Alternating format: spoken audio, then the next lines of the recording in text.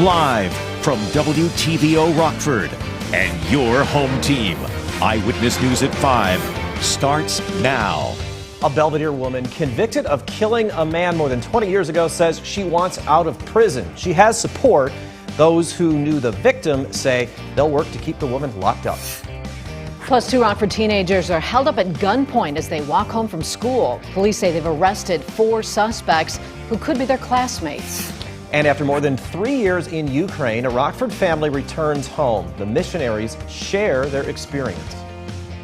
Good evening. I'm Mimi Murphy. I'm Eric Wilson. A convicted killer calls on Illinois Governor J.B. Pritzker to grant her clemency. Bernina Mata was convicted of murder in 1998. The now 51-year-old stabbed John Draheim to death inside her Belvidere apartment. She claims it was self-defense. Rachel Perry has been looking into this all week. Rachel, what's the reason for this request?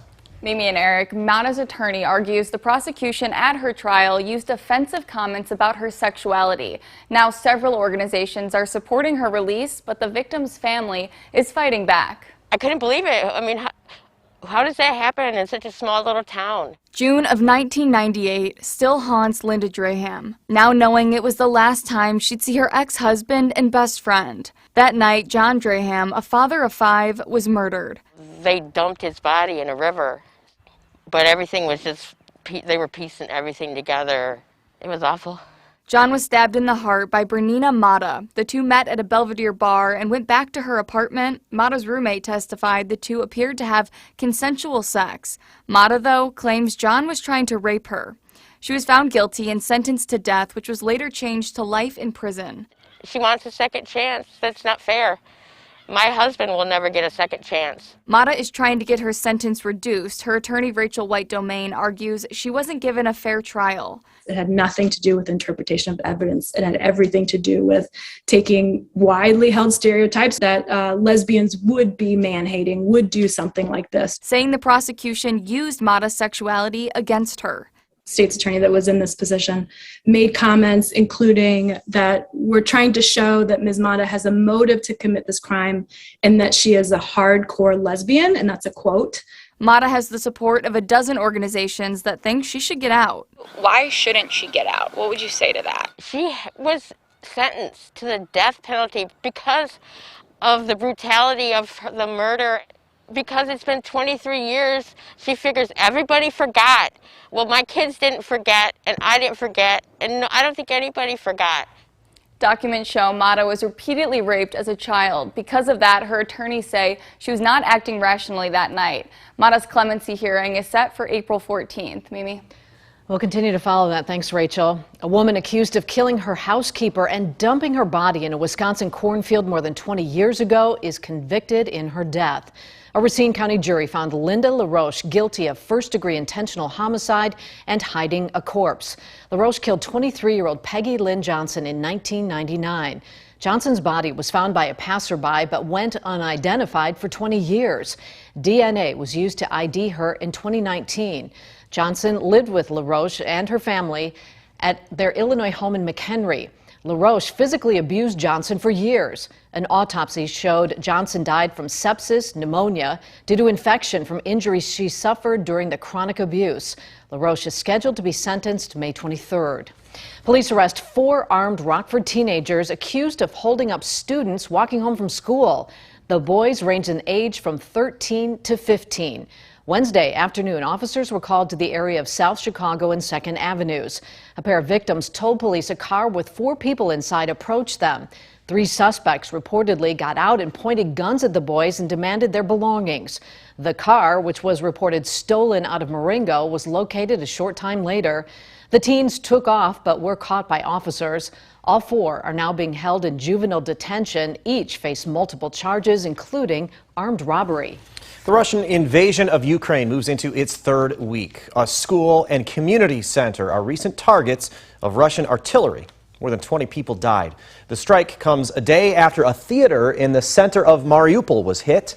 Reports say at least 1,000 men, women, and children were taking shelter in the theater's basement. No one died, but some people were hurt. Russia denies any wrongdoing. It claims the Russian military didn't bomb the theater or anywhere else in Mariupol Wednesday. The European Union condemned the attack. This is reprehensible. This constitutes serious and grave violation of international humanitarian law, and the siege has to be lifted. The bombardment and the attacks against civilians in Mariupol have to stop, and the same goes for the entire aggression by Russian forces on the Ukrainian territory. Russian shelling also killed a U.S. citizen. According to the State Department, it happened in Chernihiv in northern Ukraine. Family members identify him as Jimmy Hill. Originally from Minnesota, the 68-year-old worked as a social worker. Hill is at least the second American to die in Ukraine. Spreading hope during a time of trouble. A couple forced to evacuate from Ukraine is back home tonight. Amory Wilder spoke with them in Rockford. She joins us with more about their story. Amory? Eric and Mimi, Garrett and Cassie Speck tell me it was hard to leave a place they considered home. However, when they heard the bombs and air raid sirens, they knew they had to leave. Our faith has sustained us. While life for Cassie and Garrett Speck has been full of unknowns lately, their faith, they say, is how they've been dealing with the crisis in Ukraine. We left with 2 bags with the clothes and diapers that we had with us. So now that we've been here for a couple of weeks, we're kind of gathering like, oh, we don't have pants and I only have my winter boots. So those kinds of things we're really just now beginning to process everything that we left. Garrett is from Rockford. He moved his family to Kyiv about 3 years ago with Youth with the Mission. Before the Russia invasion, the couple says people in Ukraine weren't fazed by the warnings. For years, the country had been going back and forth with Russia, and the Specks never imagined it would become a reality. So they fled with their 3 young kids. Cassie says they're dealing with the changes in their own way. They often are asking when we're going to go home. They're processing just loss and grief in the way that small children do. We're honest with them. They know that a bad man has come into our home country and is trying to take what doesn't belong to him. And when this war ends, Cassie believes there will be a very long period of rebuilding. Cassie and Garrett still hold Bible studies virtually for their friends still in Ukraine. They're living here right now with family, but like Cassie said, they left with almost nothing. If you want to help them, head to this story on mystateline.com to find out how you can donate. Eric? Thanks, Amory. The fate of a Freeport nursing home rests in the hands of the Stevenson County Board. Supporters of the facility, including employees and families of residents, will rally before this evening's meeting. They say Walnut Acres is not deep in debt and claim funding's not an issue. Earlier this week, the county's finance committee voted to sell the facility. Members also called to have a question put on the June 28th primary ballot to allow voters to weigh in on what should be done with Walnut Acres. We'll have more from the meeting tonight at 10. A local school district holds a job fair in hopes of attracting a resource that's in short supply. Belvidere schools are looking for substitute teachers and paraprofessionals. A monthly job fair was held today. Staff answered questions and shared what a sub can expect. Organizers say it's important for teachers to feel like they're supported and their classrooms will be in good hands if they take a day off. Right now in these schools, a lot of administrators, teachers are taking their planning periods to cover for teachers that are gone. So we need to make people aware that this is an opportunity for people to get in the classroom if they enjoy working with kids. You do not have to have an education background to work as a sub. Find a link to an application and other information on mystateline.com. Recreational cannabis sales take a dive to start the year. Coming up, experts say climbing costs are to blame and fear users could look for old suppliers. Coming up at 6, local apprentices compete from welding to plumbing. Those training for a career hope to show their new skills on the national and international stage. And we got up to 68 degrees today in Rockford. Tomorrow, those temperatures nearly 30 degrees cooler with a lot more rain. We'll have all the details coming up in just a little bit. You're watching Eyewitness News, your home team with Eric Wilson, Mimi Murphy, Scott Leber, and meteorologist Jordan Wolf. Recreational marijuana sales have plunged in Illinois. The state's 110 licensed cannabis stores raked in $117 million in January. That's slightly less than $114 million in February. It's the lowest monthly total since last March. Sales hit a record of $137 million back in December. Analysts say the revenue drop raises concerns. Limited supply and high prices could send consumers into the black market. Pot sales have exceeded $2 billion in the first 2 years of Illinois' program. A gas giveaway sponsored by Chicago businessman causes gridlock around the city. Thousands lined up for a chance at $50 worth of free gas. Willie Wilson, who has twice run for mayor, put up $200,000. He even pumped some of the gas himself. 10 gas stations took part. Police showed up at many of the locations to help direct traffic. For those stuck in traffic, there was frustration. Wilson says he won't apologize for doing good. We did this not thinking about one thing. People needed help. That's right. We just thought about this last week. And so I didn't think of nothing like that. The $200,000 Wilson put out lasted about 3.5 hours. He says he's going to do it again at the end of the month with a lot more money and a little more planning. It was another nice day across the state line as temperatures got back into the 60s. Unfortunately, the mercury will drop to end the week. Coming up, Jordan Wolf shows how long our cool down will last. Now, your first warned weather forecast from meteorologist Jordan Wolf. Well, our high temperatures today topped out nearly at 70 degrees again.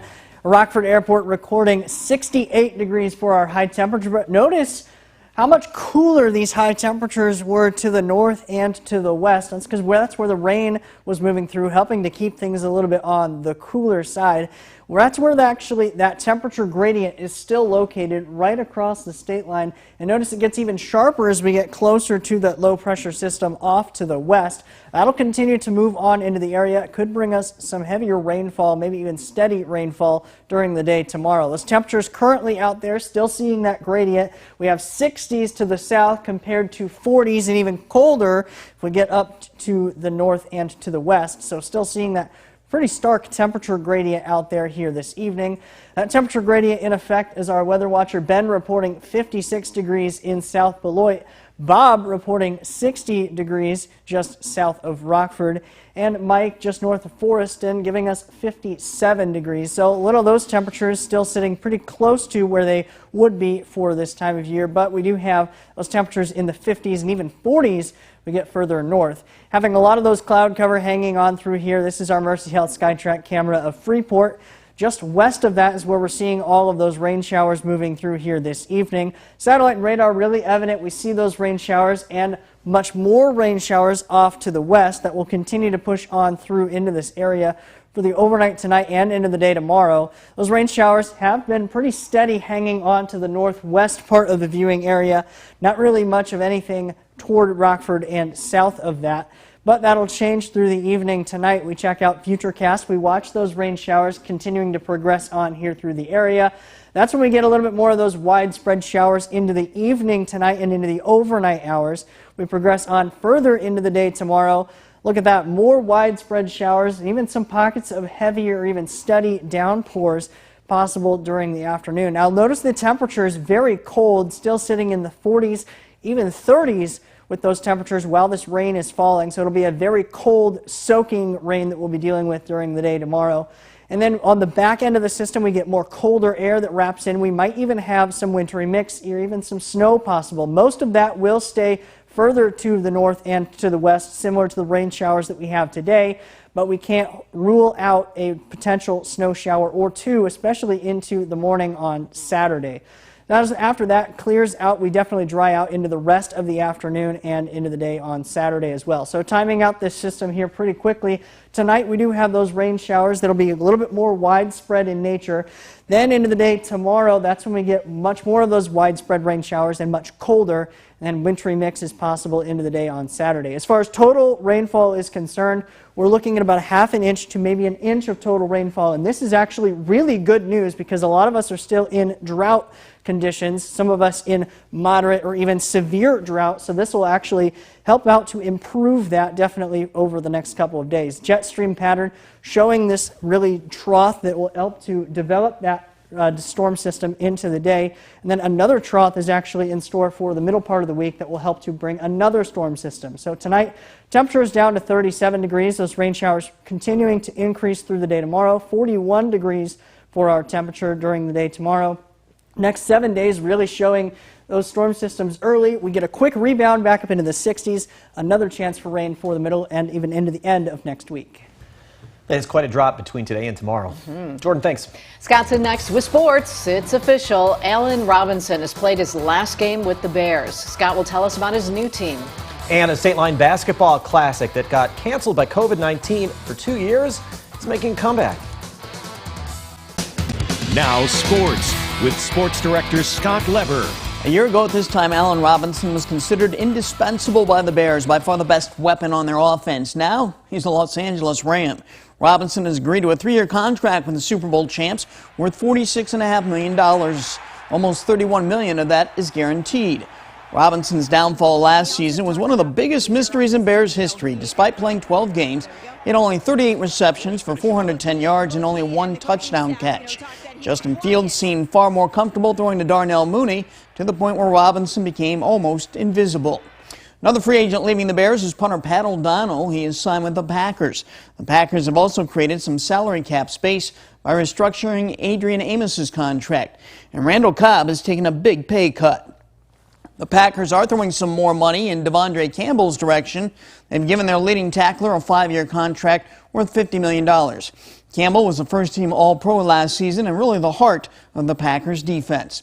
Well, COVID knocked a lot of events off the sports calendar the last 2 years, including the Rising Stars Classic High School All-Star Basketball games. Well, they are coming back. The games involving standout seniors from our area will once again be played at Rock Valley College. A doubleheader will be held Saturday, April 16th at Rock Valley. In the first game, a team of Nick 10 Girls Stars will play a team of Area Girls Stars. Then a team of Nick 10 Boys Stars will play a team of Area Boys Stars. Rock Valley College's basketball coaches Daryl Watkins and Tyler Bradyhoft were the driving forces in getting this event back up and running. Well, it's just another opportunity to show what the great talent level that this area has. Get those kids on one court in one venue, on the women's and the men's side, and have them play in front of their hometown fans. It'll be nice to see the best seniors in the area all play here at Rock Valley, and it should be, hopefully a competitive game and a game full of plenty of local talent. I was part of a panel that met this morning to pick the All-Stars for this year's games. You can find a list of those players shortly on our website, mystateline.com. In the NCAA tournament today, mixed results for a couple Big Ten teams. Michigan upset number 6 seed Colorado State 75-63. And the Hawkeyes were upset by number 12 seed Richmond 67-65. The Illini Badgers and Loyola all play tomorrow. That's sports. We'll be right back.